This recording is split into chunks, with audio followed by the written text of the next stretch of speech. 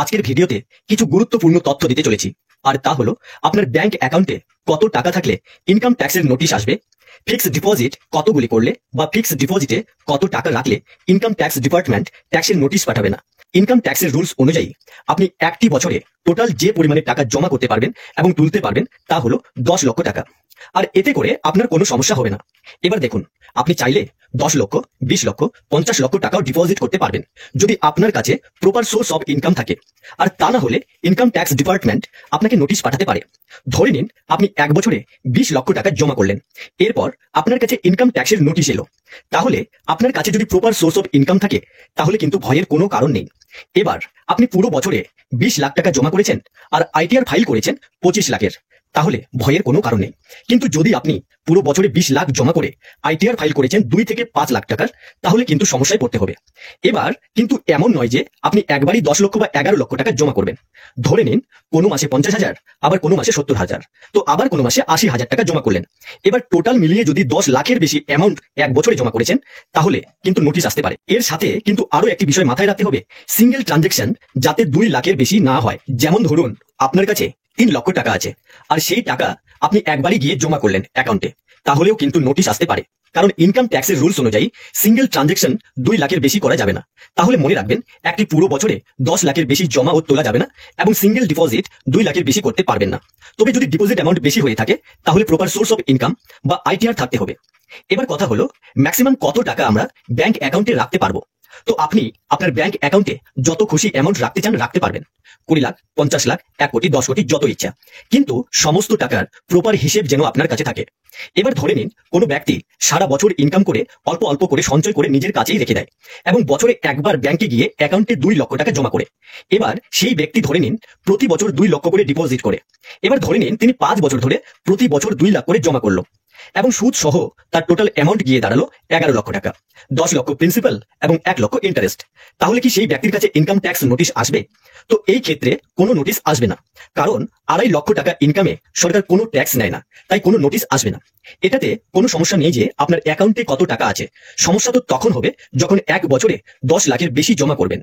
এবার এখানে আরো একটি গুরুত্বপূর্ণ তথ্য হলো যে আপনার যে কোনো ট্রানজেকশনের সম্পর্কে জানতে চেয়ে নোটিশ কত দিনের মধ্যে আসতে পারে। কারণ যে কোনো বিষয়ের তো একটা লিমিট থাকে। তো এখানে আপনার যে কোনো ট্রানজেকশনের নোটিশ আসার ঊর্ধ্বতম সময়সীমা হলো 8 বছর, আর এই 8 বছরের মধ্যে যে কোনো সময় যে কোনো ট্রানজেকশনের নোটিশ আসতে পারে। যেমন ধরুন আপনি 2023 সালে 20 লক্ষ টাকা জমা করেছেন, হতে পারে 8 বছর পর মানে 2031 সালে আপনার এই ট্রানজেকশনের হিসেব নিকেশ চাওয়ার জন্য নোটিশ পাঠাতে পারে। মানে 8 বছরের মধ্যে যে কোনো সময় আপনার কাছে নোটিশ আসতে পারে। এবার এখানে কেউ কেউ ভাবতে পারে, আরে না, এমন কত টাকা জমা করি, কই কোনোদিন তো ইনকাম ট্যাক্স ডিপার্টমেন্ট নোটিশ পাঠালো না। তাহলে বিষয়টি বুঝুন, নোটিশ যদি না আসে তাহলে তো খুবই ভালো কথা, কিন্তু যদি কোনোদিন আপনার ট্রানজেকশনের দিকে ট্যাক্স ডিপার্টমেন্টের নজর পড়ে গেল তখন কিন্তু অনেক বড় মুশকিলে পড়তে হবে। আর এমনটা হলে কম করে 60% পেনাল্টি এবং সর্বোচ্চ 400% পর্যন্ত পেনাল্টি দিতে হবে। ধরে নিন কোনো একজন ব্যক্তি 5 লক্ষ টাকার হিসেব নিকেশ দিতে পারলেন না, তাহলে 5 লক্ষ টাকার 60% 3 লাখ টাকাও পেনাল্টি দিতে হতে পারে, আবার 5 লক্ষ টাকার 400% হিসেবে 20 লাখ টাকাও পেনাল্টি লেগে যেতে পারে। এবার জেনে নেব আমরা সর্বোচ্চ কতগুলি সেভিংস অ্যাকাউন্ট খুলতে পারবো। এখন তো অনেক ব্যাংকই জিরো ব্যালেন্সেও অ্যাকাউন্ট খোলে, তো অনেকে বিভিন্ন ব্যাংকের অ্যাকাউন্ট খোলে, SBI, PNB, axis, Kotak Mahindra ইত্যাদি। তো এই সম্পর্কে ট্যাক্স ডিপার্টমেন্ট বলে আপনি যত খুশি অ্যাকাউন্ট খুলতে চান খুলুন, কোনো অসুবিধা নেই। 5টা, 10টা, 15টা, কোনো সমস্যা নেই। যদি আপনি মিস ইউজ না করেন তাহলে যত খুশি অ্যাকাউন্ট খুলতে চান খুলতে পারবেন। কিন্তু এই মাল্টিপল অ্যাকাউন্ট খোলায় বেশ কিছু সুবিধাও রয়েছে, আবার অসুবিধাও রয়েছে। যেমন ধরুন আপনি অনলাইন শপিং করবেন, তো অনেক সময় ব্যাংকগুলি বিভিন্ন রকমের অফার প্রোভাইড করে, সেই অফারগুলি আপনি নিতে পারবেন। দ্বিতীয়ত, একাধিক অ্যাকাউন্ট থাকলে আপনাকে একটি ব্যাংকের উপর নির্ভরশীল হতে হবে না। আপনি ব্যাংকে গেলেন টাকা তোলার জন্য এবং এই টাকা তোলাটা খুবই আর্জেন্ট এবং ইমার্জেন্সি, কিন্তু ব্যাংকে যাওয়ার পর জানতে পারলেন লিংক ফেল বা সার্ভারে এরর চলে এসেছে, যার ফলে জমা ও তোলার সমস্ত কাজ বন্ধ। এমন সময় মাল্টিপল অ্যাকাউন্ট থাকলে ভীষণভাবে কাজে আসে। তৃতীয়ত, ধরে নিন আপনার টোটাল 5টি অ্যাকাউন্ট রয়েছে আর এই 5টি অ্যাকাউন্টে 1 লক্ষ করে টোটাল 5 লক্ষ টাকা রয়েছে। এবার ধরে নিন কোনো কারণে যদি ব্যাংক অ্যাকাউন্ট ফ্রড হয়, তাহলে কিন্তু একটি অ্যাকাউন্টেরই ক্ষতি হবে, মানে 1 লক্ষ টাকারই ক্ষতি হবে। এবার যদি একটি অ্যাকাউন্ট থাকতো তাহলে কিন্তু 5 লক্ষ পুরো টাকাটাই নষ্ট হয়ে যেত। যদিও 1 লক্ষ ফ্রড হচ্ছে, তবুও কিন্তু সম্পূর্ণ টাকাটি ক্ষতি হচ্ছে না। চতুর্থত হলো ডিআইসিজিসি বেনিফিট, মানে deposit insurance and credit guarantee corporation. আর এই বেনিফিটটি হলো আপনার ডিপোজিটের ইন্স্যুরেন্স।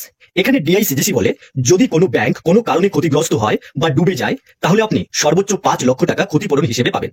এবার যদি আপনার 5টি ব্যাংক অ্যাকাউন্ট থাকে, এবার ধরে নিন প্রত্যেকটি অ্যাকাউন্টে 2 লক্ষ করে টোটাল 10 লক্ষ টাকা রয়েছে।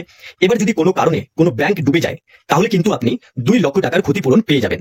এখানে যদি একটি অ্যাকাউন্টে 10 লক্ষ টাকা থাকতো আর যদি ব্যাংক ডুবে যেত তাহলে কিন্তু সর্বোচ্চ 5 লক্ষ টাকাই ক্ষতিপূরণ পেতেন এবং 5 লক্ষ টাকা লোকসান হতো। এবার মাল্টিপল অ্যাকাউন্ট থাকার কিছু অসুবিধাও রয়েছে, যেমন ধরুন আপনার 4টি ব্যাংক অ্যাকাউন্ট রয়েছে। এবার কিন্তু এই 4টি অ্যাকাউন্টের যে মিনিমাম ব্যালেন্স তা কিন্তু আপনাকে মেনটেন করতেই হবে। যদি জিরো ব্যালেন্সের অ্যাকাউন্ট থাকে তাহলে অন্য কথা, কিন্তু যদি মান্থলি অ্যাভারেজ ব্যালেন্স অ্যাকাউন্ট থাকে তাহলে কিন্তু তা মেনটেন করতেই হবে। অপরদিকে মাল্টিপল অ্যাকাউন্ট থাকলে মানি ট্র্যাক করতে অসুবিধে হয়। কোনো অ্যাকাউন্টে 5,000 আবার কোনো অ্যাকাউন্টে 10,000, এমন অবস্থায় মুশকিল হয়ে যায় কত টাকা খরচ করবো আর কত টাকা সেভিংস। তাছাড়া এক্সপেন্সেসের উপর কন্ট্রোল থাকে না। এবার আলোচনা করব ম্যাক্সিমাম কতগুলি ফিক্সড ডিপোজিট করতে পারবো বা ম্যাক্সিমাম কত টাকা ফিক্সড ডিপোজিটে রাখতে পারবো।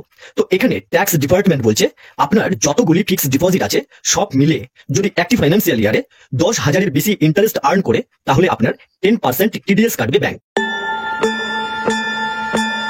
এবং বাকি ইন্টারেস্টই আপনি পেয়ে যাবেন। যেমন ধরুন আপনার 2টি ফিক্সড ডিপোজিট রয়েছে আর এই 2টি ফিক্সড ডিপোজিট মিলে একটি ফাইন্যান্সিয়াল ইয়ারে 15,000 টাকা ইন্টারেস্ট আর্ন করেছে, তাহলে 15,000-এর 10% 1,500 টাকা ব্যাংক টিডিএস কাটবে এবং বাকি ইন্টারেস্ট 13,500 টাকা, সাথে আপনার প্রিন্সিপাল অ্যামাউন্ট আপনি পেয়ে যাবেন। এবার সমস্যা হচ্ছে জনসাধারণ কিন্তু এর কোনো হিসেব রাখে না। সবাই ভাবে যে 13,500 টাকাই ইন্টারেস্ট পেয়েছি, কিন্তু এই যে 1,500 টাকার সরকার কেটে নিল টিডিএস হিসেবে, এটি কিন্তু আপনি ফেরত পাবেন আইটিআর ফাইল করলে। আর সরকার তো এই জন্যই টিডিএস কাটে কি আপনি আপনার সোর্স অফ ফান্ডের হিসেব দিন এবং আপনার কেটে নেওয়া টাকা ফেরত নিন। এবার মনে রাখবেন পুরো বছরে 10 লাখের বেশি ফিক্সড ডিপোজিট করা যাবে না। আপনার নাম্বার অফ এফডি যাই হোক না কেন, যদি আপনি চান আপনার কাছে কোনো নোটিশ না আসুক ইনকাম ট্যাক্স ডিপার্টমেন্ট থেকে,